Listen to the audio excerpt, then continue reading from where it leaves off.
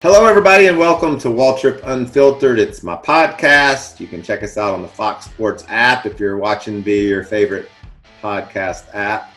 We're also on YouTube with Fox Sports, so you can check us out there. Today, I'm very honored to have my friend, Matt Kenseth, join me. He's been in the news a bit lately, surprisingly, I think, for a lot of people, and no one saw that one coming. But, Matt, it is so cool you're back. Congratulations on your new opportunity, and I'm looking forward to watching your race again. Thanks. I appreciate that. I just got a quick question before we start on the serious stuff. You said it's called Michael Waltrip Unfiltered? Yes. You've never had a filter, as long No, as and I don't have one in this show. Oh, okay. I thought you were acting like you took it off for this show. I was like, there's not one to take off. Anyway, yeah, thanks. I'm super excited to be back. Honestly, it was a very unexpected opportunity. I didn't really see it coming, and certainly a lot of different circumstances, around the sport and the schedule and society and all this stuff right now. And man, I was like, after thinking about it for a while and talking to Katie about it for a while, I was like, I got a shot to go get in some really good equipment and go see if I can, make it happen. So it's another shot at that, which, like I said, it was kind of unexpected, and I was, thankful that they gave me the offer to go try it, and decided to go for it. What was it like that when your phone rang and it was Chip, or how did this all? Tell me the backside of the story. How did it all come to be, and what was the first hint you got that they were interested? Well, Max Jones called me, which I've known Max for a long time. He used to be the general manager at Roush for a while when I was racing there, and he's been with Chip for a long time. And Max and I are pretty decent friends. And he called me. It wasn't really that long ago, a couple weeks ago now only, and said that they needed a driver, which I kind of heard, and he said it was on top of their list. Although, no matter who they call, they're going to tell them that, right? And I could be like, well, you're fifth on our list. The first four said no. But anyway, he, kind of told me a little bit about it. And I kind of just like, all right, well, let me think about that, and I'll call you back. And, kind of thought about it for a couple of days. And Katie and I were talking about it. So I called him back with about 100 questions. And then, from there, it really didn't take that long. I talked to Chip on the phone a couple times, and I talked to Kurt a little bit. And just seemed like it was the right opportunity at the right time. I just felt like the timing was great. It was a great opportunity that you don't really get very often. Typically, when they make driver changes or crew chief changes, that stuff, typically it's because the performance isn't there, right? I mean, that's usually why they make a change. And, this isn't the case. They're performing really well. Kurt's performing well. Kyle was running good, and they just needed to put a driver in that team. So I felt like everything is already there to run good with. And like I said, it just seemed like a great opportunity. And with the schedule most likely being condensed and doing a lot of racing, it just seemed like it was right. I love Kurt Busch, and I don't know if you could have a better teammate to walk in, fresh off of a couple years off to have Kurt be your guy. I think that's perfect, don't you? Only 1 year off. Oh yeah. Well, felt like forever. I've missed you. So Kurt's going to be a great teammate. Yeah. So certainly, when you look at all the, positives and negatives, and you try to weigh it out, and obviously the first thing you weigh out is the fact it's going to have it at home, right? You got to make sure that that's right, and Katie's on board, and the kids are on board. You got to go through that, and then the crew chief is important, and the team, and just the whole thing. But only being a 2-car team, your teammate is a huge part of that as well. And I had some experience working with Kurt. I've always said it, but I mean, I don't know if I've ever had a better teammate than Kurt. I've had a lot of teammates that are really, really great. And I can't say he's necessarily better than them, but he's a great teammate. Like, everybody's like, who's the best teammate you ever had? I'm like, I can't pick just one, but I tell you, Kurt comes to mind as being one of the best a guy can have. I mean, he's honestly, he's not selfish. He works really, really hard. His racing comes first. There's nothing else that comes before racing until all his race work is done. He's very unselfish. He'll do anything to help you out. So that was a big part of it as well. I knew that, how we communicated. I knew that even though it was quite a while ago, kind of like how he liked his car to feel compared to mine. So I thought that would make it, easier to communicate and kind of see what he likes and what I like. So there's a lot of that definitely weighed into it. What was it like when you approached Katie? Did you say, you're not going to believe this? What do you think? Or what was her first reaction? How did that go? Well, I mean, this year it'll be December. It'll be our 20th wedding anniversary. So we've as you know, any marriage is a partnership, and I talked to her about it, before anything, as soon as the kids go to bed, I showed her that Max called, and I was like, oh yeah, I should probably call Max back tonight and see what's up. I wonder if he's calling about the 42. And so she was sitting out there when I called him back and talked to him for a while. And then we discussed it for a couple of days and called him back and discussed it for a couple of days. And, I know for sure she's on board. And like I told her, I was like, man, you know me better than I know me. We're ready to go do this. And I've been kind of chomping at the bit the last 3 or 4 months, honestly, and been kind of got the itch again to go racing and have that, competitive fire. And I fed some of that last year with, training and running those marathons, and like that used up a lot of time. And that was kind of my thing I was doing for competition. And, right now we've been home for 8 weeks and there's no races of any kind. And I was like, man, if there's ever a chance to get back in and be totally rested and totally ready and give it 100%, this is great time. What, how the kids and Katie, how are y'all doing? What's it been like for your family with the situation we're living right now?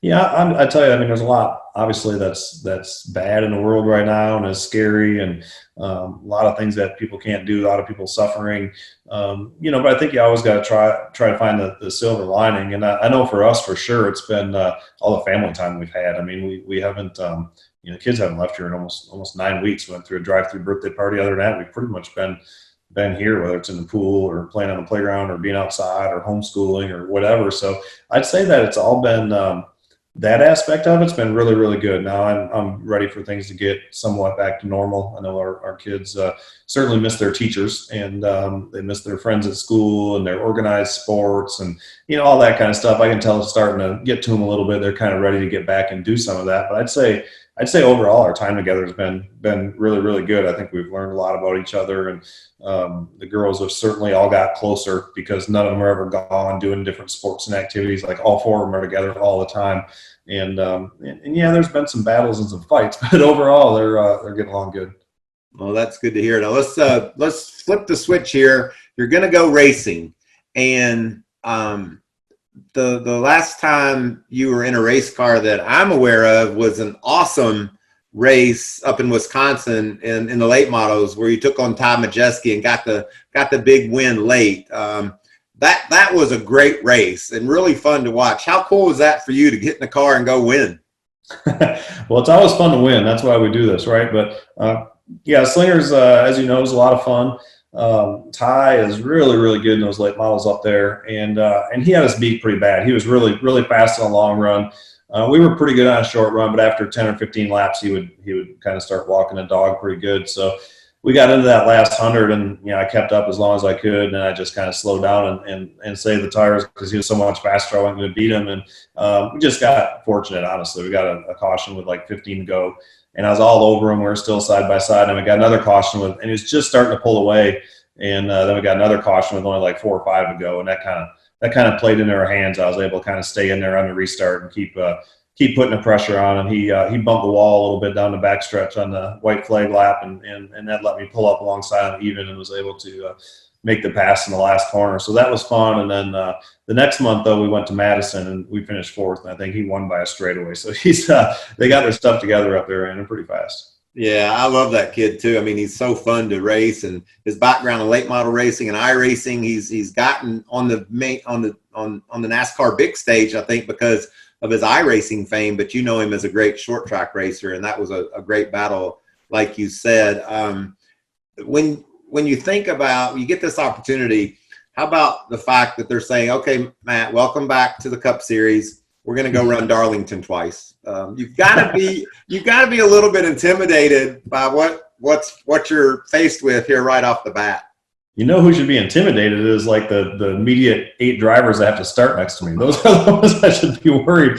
But yeah, I'm not intimidated to run Darlington and do all that, and I really don't know the weekend schedules or how it's going to work. But if there's no practice, that's going to be pretty nerve-wracking because, as you know, there's so many things you work out, throughout testing, throughout practice, throughout, days, weeks, years of experience with your crew, how they like your steering to feel, how you like the brakes, what kind of race balance you like compared to maybe your teammate or the former driver. Just so many things to work out, not to mention having the seat and all your stuff fit perfect. as you know, you could be sitting in a shop and you're like, man, everything feels perfect. And you might get in a car and run a few laps and you're like, oh man, there's got a spot there, or the pedal, I can't, isn't smooth. I can't get the gas pedal right, or whatever it may be. So I think that's the part that probably concerns me more than anything. I think if we get to the track and, hopefully, make a couple runs and, stay in the lead lap with everything working better, and then hopefully get competitive, by the end of the race. So the races are long enough, but you have to, get through that beginning and get everything sorted out and hope everything's close. Well, this is what I love about this story, the fact that you're going to return and go to Darlington. The first time you ever were in a Cup car, you drove Bill Elliott's car, right, at Dover? Dover, yeah. And finished sixth, never been in one before. That was a tremendous accomplishment, and that challenge was probably equal to what you're going to be faced with when we get down to Darlington. Yeah, that was a really fun weekend. I mean, it was sad circumstances with Bill's father dying and him going back, but to drive that car with Mike Beam and Joe Garone and that group, we had a lot of fun. We were pretty competitive, and it was pretty carefree. There was no pressure. Nobody. I didn't expect to drive that car. Nobody really expected me to run very good. I didn't know what to expect. So that was just one of those really, really fun races. I don't know that, a Cup race has ever been that, fun as far as carefree, no stress, not, like all the stuff that there's nothing that went along with it, right? Nothing to stress out about. You're just like, a half hour before they asked you to drive the car and you walked down there and drove it and had, got to know everybody, didn't know anybody. And, so that was a good time. That was pretty neat. That car had McDonald's on it. Now we have McDonald's on the car again, which is pretty cool. I'm looking forward to it. I think it's gonna be really fun. I'm really excited. It's as excited as I've been about racing in a long time.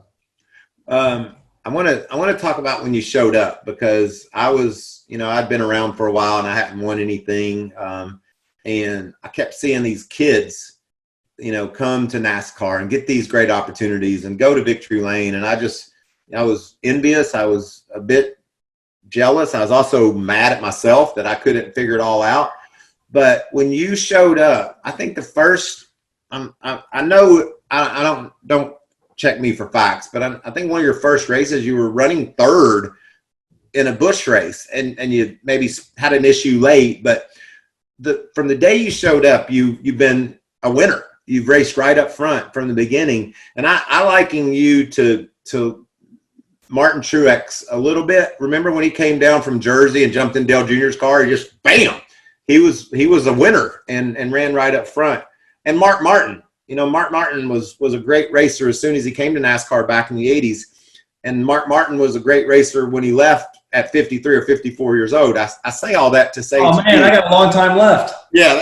I say all that to ask you, I raced with you at Slinger in Madison back when you were 16 or 17 years old. So you were on the map.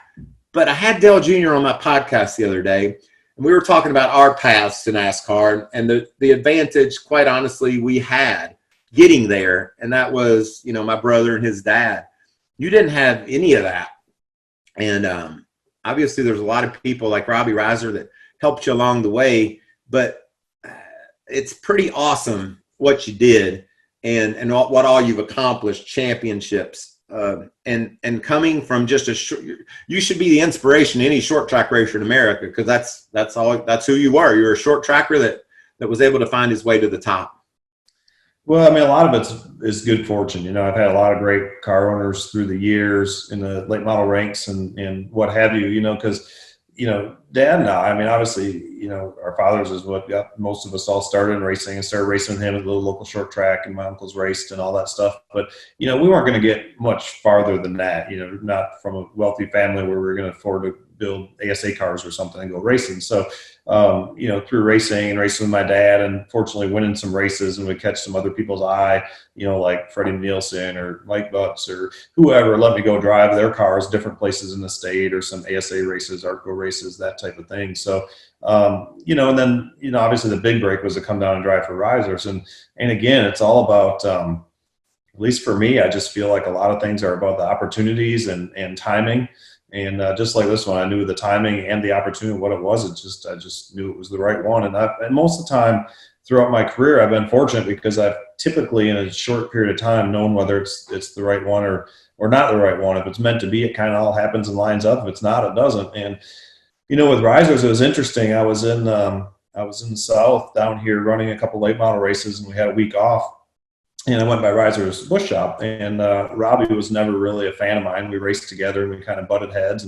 But we were right down the road, and I was like, we should just stop in and see him. So we just kind of dropped in and just asked if he was there. And he was really nice and showed us around the shop and showed us some of the cars and did that. And we, kind of hung out for a little bit and left, and that was about it. And it wasn't much later than that. We were down racing at Orange County, and he called me right after the race and asked me if I'd drive down to Denver and stop, at a shop in Denver, North Carolina. And we're on our way back to Wisconsin. So I did, and him and his dad were sitting there, and the current driver they had was they were having some trouble. He was crashing a lot, and they didn't have, much for cars. And Robbie asked me if I wanted to drive their Busch car.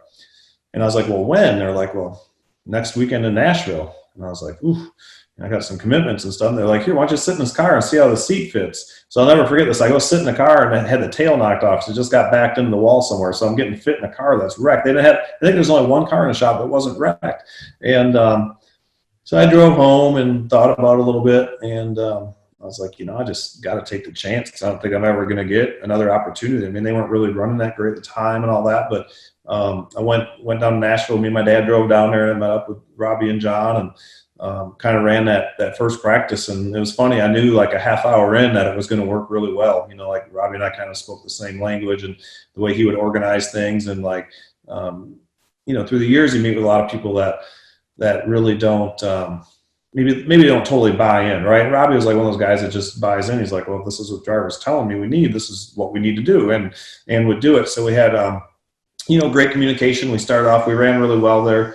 We got spun out early. I can't remember. We came back. I think we finished in top 10, but I can't remember. And then it was only the next week. So it had only been my third Busch race ever. I ran Talladega, and that's why I ran with you. You had the Band-Aid car. I think you were driving maybe at Talladega. So we ran there, and that was an eye opener. But we had ups and downs that year. But that was our first year, and that was certainly my big break. Well, and Robbie had good cars, and it was obvious as soon as y'all got together that the chemistry was there, and it was a great result. Talk about your first win, and it was very dramatic. A late race battle with Tony Stewart. Do I remember that correctly? Yeah. So it was Rockingham in '98. So it was interesting. So '97 was my first year. I started in April. We ran about 2/3 of the schedule, and then '98 was supposed to be our first full-time year together. Well, meanwhile, to back up a little bit, in '97, I met Mark Martin. I met him at the second Talladega race at the drivers' meeting, and he came up and introduced himself and told me he was a fan of mine, and kind of started talking. And then he called me not there long after and got me introduced to Roush, and they got me a developmental contract just to kind of hang out. And he's like, man, they're going to take you eventually, cup racing. I'm like, all right, and talked to Robbie about it all before we did it. And so we were just kind of, but mainly I would just hang out. I go with them and test, and they let me do the speedway test, but also I pretty much hung out and asked Jimmy Fanning a million questions all the time, and just kind of tried to watch and learn as much as I could for a year or two. So anyway, during the winter in '97, Roush helped Risers get a sponsor, and it was like 2 weeks before Daytona, and the sponsor pulled out. So family-owned team, not a ton of money, and really didn't have a sponsor, and we went to Daytona, and somehow found a one-race sponsor while we were down there, and they actually let them take the car out of the track across the street to a body shop and paint it, and we put that Lycos on there. Ran Daytona, and then we went to I think we finished 6th maybe or something. Then we went to Rockingham the next week with no sponsor, and we put them on there just as like goodwill, being like, hey, thanks for doing Daytona because we didn't have anything. And the guys are all in generic uniforms. Some people had different crew uniforms on because they didn't we didn't have our own, and I had this generic Pyrotech uniform on. It was like a foot too short, it was halfway up your ankles. And anyway, we went there, and we were pretty competitive, and we ran good all day and caught Tony with about 10 to go. And we raced hard, and I couldn't figure out how to get around him. I was a little clumsy. I hit him in the door once, and there's some lap cars at the end, and just that last corner, Rockingham was, you could grab that line just right in 3 and 4, and you could almost feel it like it was yesterday. I drove in there, and he didn't necessarily miss the line, but he didn't hook it. It wasn't when he'd hook it. Well, I went kind of slow in there in the left front, grabbed it, and it hooked it. As soon as it hooked it, I just floored it. and it just had the left rear in it too, and it stuck perfect, and it came out there and just if it hit him, it just barely nudged him. I kind of got the air off and moved him up the track and just passed him coming to the line. So it was still like the best race I ever ran, right? Everybody's like, what was your best win ever? I'm like, there's no way anything could ever beat that. So none of us expected it. We only had like 7 people. Everybody had to go to the wall that worked at the shop. And that was a pretty cool time. And because of that, that sponsor came on for the rest of the year and gave us enough funding to run the whole season that year. So, that definitely kicked everything off. It's funny you say about hooking that line at Rockingham. I haven't raced in 100 years, and I can remember hooking it and having that car just go, oh. I mean, just running right up off that corner. It's a great feeling, like you said. Yeah, it's almost like Atlanta 3 and 4. You miss that thing, and you're like 2/10 slower. When you hit it, and it just has that feel, and you know how it was. Like you go up around it, and you're okay, but if you just missed it by a little bit, it was all wore out. And if you grabbed it, man, it had that grip. And like I said, I still, like all these years later, I still remember that exact corner, turning in there and feeling like grab that line. As soon as it did, it was like a light bulb went off your head and you're like, I need to floor it. And it just dug around there. So it was, that was a fun race. Like I said, nothing could ever top that one. And your relationship with Dale Jr., y'all became really, really good friends and respected each other's abilities. But more than that, friends. That's pretty cool to come from where you did and have sort of similar backgrounds in the fact that you were short track racers, and then you both made it to NASCAR. Yeah, it was fun. We started, Busch Series racing together, and spent a lot of time doing that, and started in Cup together, and we were going to end in Cup together, but that kind of changed, I guess. We had a good time through the years, especially the first couple of years. It was so fun to have to experience a lot of things for the first time. And it was always interesting for me to watch Dale, because it was just like, especially at that time in the sport, he was just so popular. Like it didn't take long in his career, I could tell, to start weighing on him the popularity. There was a lot of it that was big advantages, and he took advantage of those advantages. But also, like, man, I mean, he couldn't, he's always having to walk in front of the haulers. There's so many people that would just kind of surround him, get into the car and like doing all that. And I could tell it didn't take long at all. That was kind of a toll and kind of some pressure on him. And I think at the end of the day, I mean, Dale had just an incredible career, especially considering all the distractions he always had. That has to be tougher than, if there's half that many people and you can just concentrate on just the racing and doing all that stuff. So he always had a lot going on. He had a ton of pressure being Dale's kid, obviously. And I always thought he did a great job handling that. He was always super down to earth, never really acted like he was better than anybody else, and always worked hard at it. So enjoyed being his friend all the time, and always enjoyed racing against him too. Yeah, and he's not changed today either. He did the podcast with me a couple of weeks ago and talked about the fact that, when he was a kid trying to figure out, all he wanted to do is be a racer, but am I going to be any good at it? Do I know what I'm doing? And it's funny. He said, my dad really wouldn't help me with my car. I didn't know anything about a car. And I was like, your dad never even introduced you to Mr. Ackerman, I bet. And he said, no, hell, I didn't know what any of that stuff was. But your background, he worked on cars and you did as well. It's crazy to me how similar it is, and how you looked buttoned up from the beginning, and he looked like he was kind of lost for a while, but you both got it together. It just tells you how cool it is, what you accomplished, and that he's a dear friend of yours. So I appreciate that. When I first met you a long time ago, we played a softball game together, and I remember someone hit one down the right field line, and I didn't know you were an athlete. You took off after that ball, running 100 miles an hour, snagged the ball and caught it. I said, damn, Matt can get it done. You talked about the marathons, and you've done a great job of staying in shape, 48 years old, obviously totally physically prepared for this opportunity. The marathons, tell me about what made you first want to do that, accomplish a marathon. Yeah, so it's funny. So Jimmy probably got me involved in physical fitness probably more than anybody else. I'd say Jason Ratcliffe. We bought mountain bikes together. I started mountain biking when I started at Gibbs, and then really Jimmy. I hate to say pressure me, but we mountain biked together. We had a group, and it was really fun. It was fun socially, and it was a great workout. And then they finally talked me into getting a road bike, and then him and I used to start riding on weekends, and it was great, great socially. And I found that the physical aspect of it was really, really good for my mental state, especially later in my career. And, you know, you're on the road so many weeks, and, you know, you're so much downtime. Like a lot of, I think, you know, I remember I met some musicians. They're like, man, you got to learn to read because there's just so much downtime where you just, being a fan, you just think it's a party all the time, right? You're a rock star. It's just a part, but they sit around all day, every day, and they're on the road and they're waiting for the show to start. So I kind of get that. And a lot of it, the mental part would kind of drain on you, being in the bus and just watching TV or doing whatever you're doing. So when we started going out and exercising some together and going riding our bikes and seeing different parts of the areas that we were racing in and stuff, it was just really good for me mentally. So, and then I guess after I stopped racing, looking for competitive stuff to do, I've always been a really competitive person, obviously. But anyway, to get how the marathon thing came around, Katie's friend was trying to run all the majors. And she talked to Katie and said, hey, why don't you guys, you know, put your name in for the lottery draw for Berlin? And so now this would be a year and a half ago already. And so Katie put both of our names in there and told me after the fact she put our names in there. And I was like, well, you know my personality. You know if I get drawn that I'm going to work as hard as I can. We're going to do the training right, and I'm going to go race it.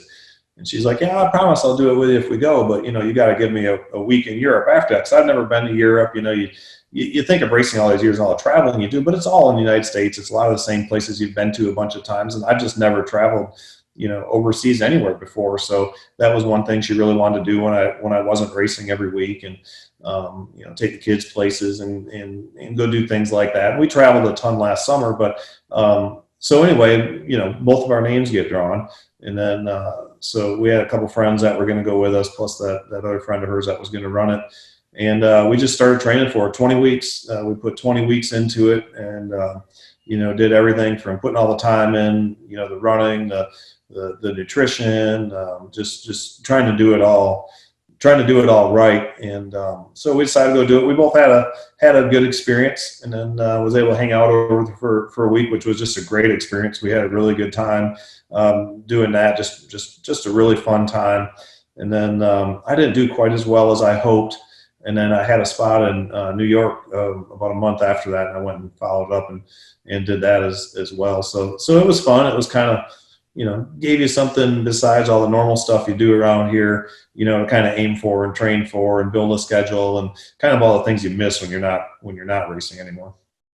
And very competitive too. Just over 3 hours for a 26-mile marathon. That's something you should be very proud of. Yeah, I did 3:07 in Berlin. My goal, which was a very lofty goal, I think, for my age and never doing one before, was 3 hours. And we were in the middle of training for London before that got canceled. So I was kind of I was trying to aim for that. But I was really impressed with Katie. Katie did it in 3:29. Wow. Which is pretty amazing. She's never even raced a half marathon before. And that was her first marathon.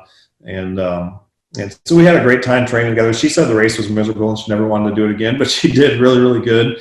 And we had a great time training together. It was a journey. And like I said, we honestly had a great time. It was fun. We, you know, every night we'd go over our schedule and, you know, see what our stuff was supposed to be and what we're supposed to get in the next day, and kind of plan it all out together and go do. We did most of it together. Like our speed work, we go to the track at the same time. We'd be different speeds, but we're still at the track at the same time. We do all our recovery runs together, and just, so we had a good time with that.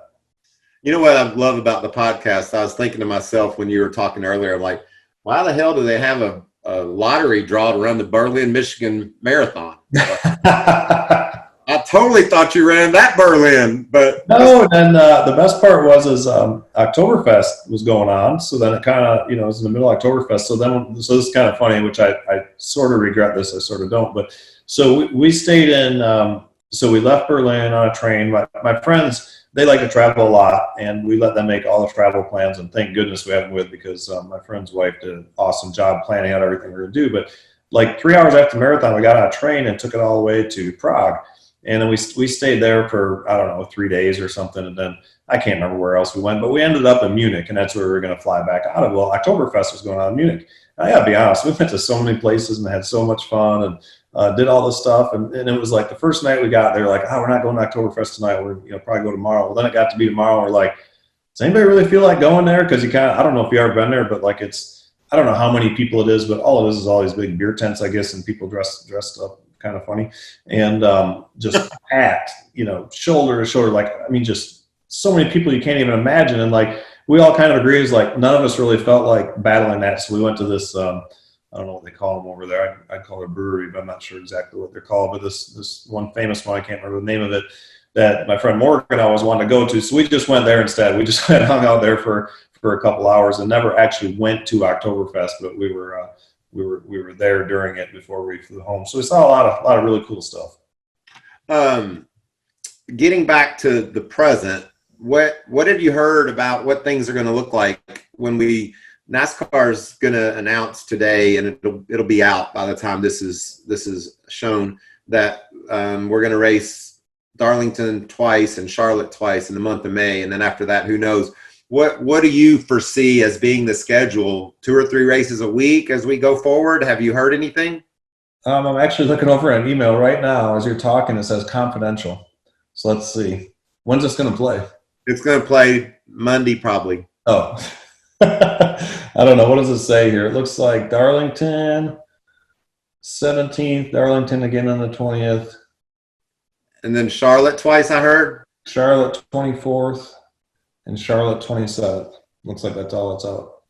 Well, to me, and as a short track racer from Wisconsin, for you, it should. I bet that's cool, right? You get to race a lot, all together at the same time. Yeah, good, good, bad, and different. Good, bad, ugly, whatever it ends up being. Your first race, and at least you only got to wait 2 more days or 3 more days to do it again, right? Like to go and try to make that happen. So I think that'll be great for us. I think that it'll even though the races click by and all the points count, and you want to get the best finishes you can and gather as many points as you can and be competitive.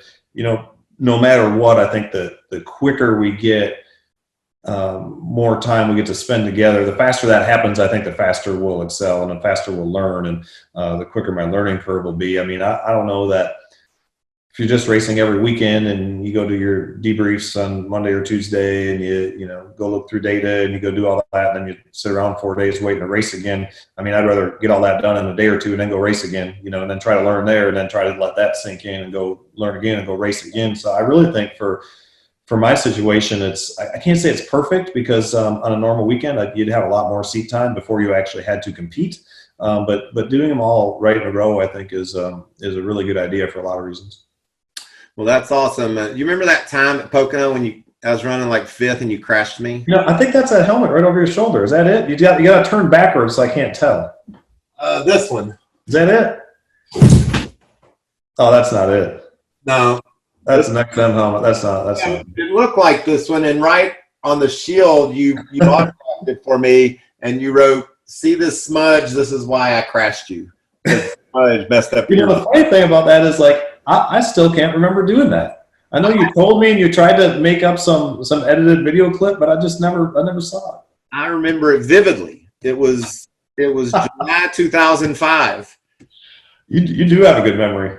Well, I remember that because I was surprised, because I didn't think you'd ever really wrecked, anybody much. Well, I'm gonna tell you this, Mike. You're way bigger than me, and I'm sure if it happened the way you said it happened, I'm sure it was an accident.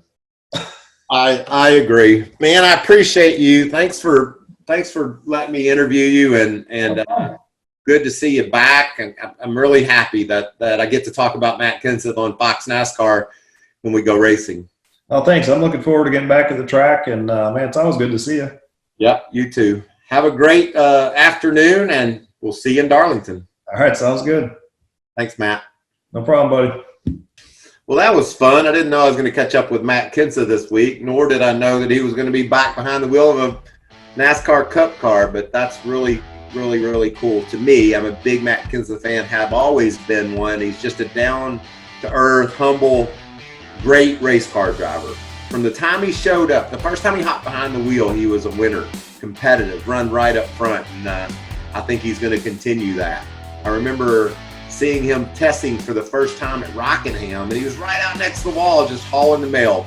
I said, I don't know who Matt Kenseth is. I thought he was just a Wisconsin short track racer. I didn't even know he's old enough to be here yet, but he's obviously very talented behind the wheel. and it's been fun to watch him become the champion that he is. So thank you, Matt, for joining me on Waltrip Unfiltered. Be sure to tell your friends to go to Fox Sports YouTube page. They can watch our Waltrip Unfiltered podcast, see clips from it there. Also, tell your friends to add us via their favorite podcast app. We're going to be here weekly, having great guests and different stories to share with everyone, and I look forward to seeing who's next. How about that? Matt Kenseth ran the Berlin Marathon, not the Berlin of Michigan. What a great accomplishment and what a great athlete. Thanks, Matt. Thanks, everybody, for listening, and we'll talk to you soon. All drivers to cars, 10 minutes to go. 2 months, 8 days, 17 hours, and 22 minutes. We've been waiting 6 frequencies.